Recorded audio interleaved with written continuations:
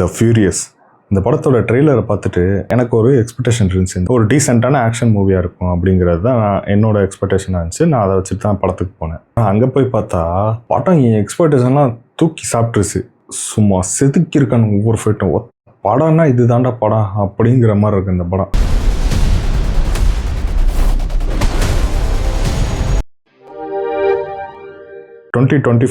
நிறையா film ஃபெஸ்டிவல்லாம் screening பண்ணதுக்கப்புறம் இப்போ வந்து தேட்டரில் ரிலீஸ் ஆயிருக்கு. போன ஃப்ரைடே ரிலீஸ் ஆச்சு இந்த படம். உங்களுக்கு ஆக்ஷன் படங்கள்லாம் பிடிக்குன்னா உடனே இந்த படத்தை தேட்டரில் போய் பார்த்துருங்க, மிஸ் பண்ணிடுறாங்க.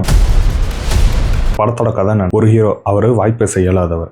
அவருக்கு ஒரு டீனேஜ் பொண்ணு இருக்காங்க. அந்த பொண்ணை ஒரு கேங் வந்து கடத்திட்டு போயிடறாங்க. அந்த கேங்கை தேடி இந்த ஹீரோ போகிறாரு. இது ஒரு ட்ராக்கு. இன்னொரு ஹீரோ இருக்காரு, அவரோட ஒய்ஃபு ஒரு இன்வெஸ்டிகேட்டிங் ஜேர்னலிஸ்ட்.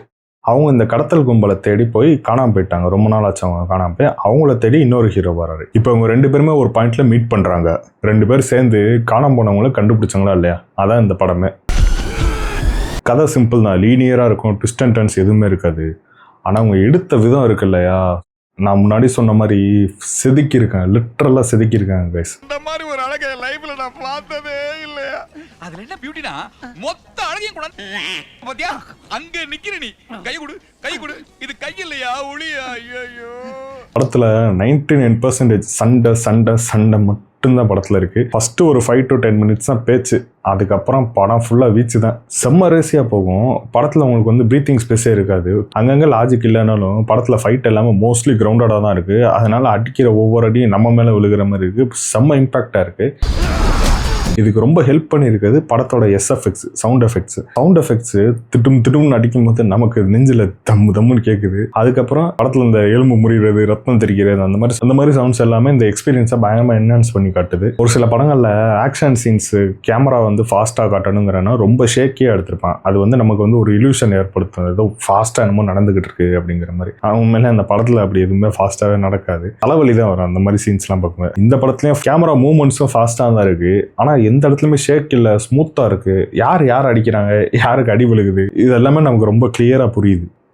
இந்த கேமரா ஒர்க்கும் இந்த ஃபைட்டு கோரியோகிராஃபியும் ஒன்று சேர்ந்து நமக்கு ஒரு பயங்கரமான எக்ஸ்பீரியன்ஸ் கொடுக்குது. இது ஒரு சில ஷார்ட்ஸ்லாம் வந்து கட்டே இல்லாமல் போயிட்டே இருக்குது. அதெல்லாம் எப்படி புல் ஆஃப் பண்ணாங்கன்னு நினச்சி கூட என்னால் பார்க்க முடியல. இதுவும் கிளைமேக்ஸில் 5 பேர் இருப்பாங்க, 2 ஹீரோ 2 வில்லன். இப்போ இவங்க 2 பேருக்கு சேர்ந்த மாதிரி ஒரு வில்லன் இருப்பார். இப்போ இவங்க 5 பேருக்கும் 5 டிஃப்ரெண்ட் ஃபைட்டிங் ஸ்டைல்ஸ் கொடுத்துருப்பாங்க. அந்த ஃபைட்லாம் பார்க்குறப்ப ரொம்பவே சூப்பராக இருந்துச்சு. அதில் தான் இந்த கட்டே எல்லாமே கேமரா வந்து ஓடிக்கிட்டே இருக்கும். அப்படி ஒரு லாங் ஷாட் எடுத்திருப்பாங்க. அந்த ஃபைட் சீக்வன்ஸ் தான் செம்ம ஒத்து. அந்த ஒரு ஃபைட் சீக்வன்ஸ்க்காண்டி இந்த மொத்த படத்தை நீங்கள் பார்க்கலாம். அந்த மாதிரி தான் இருந்துச்சு. மொத்த படமே ஃபைட்டு தான். அதில் எனக்கு இந்த ஃபைட் வந்து ஹைலைட்டாக தெரிஞ்சிச்சு. இந்த படத்துக்குலாம் மைனஸுங்கிறது இல்லவே இல்லை. இருந்தாலும் நான் சும்மா ஒரு பேச்சுக்காண்டி சொல்கிறேன். ஆனால் அதெல்லாம் நீங்கள் பெருசாக மைண்ட் பண்ணிக்காதீங்க.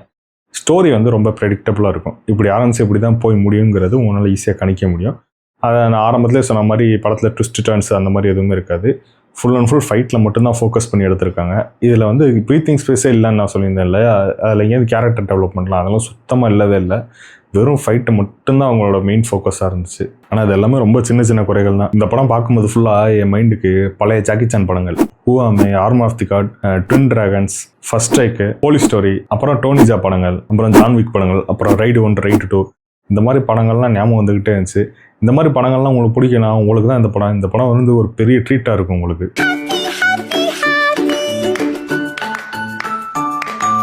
த ஃபியூரியஸ் ஒரு பர்ஃபெக்டான ஆக்ஷன் மாஸ்டர் பீஸ் தான் இந்த படம்.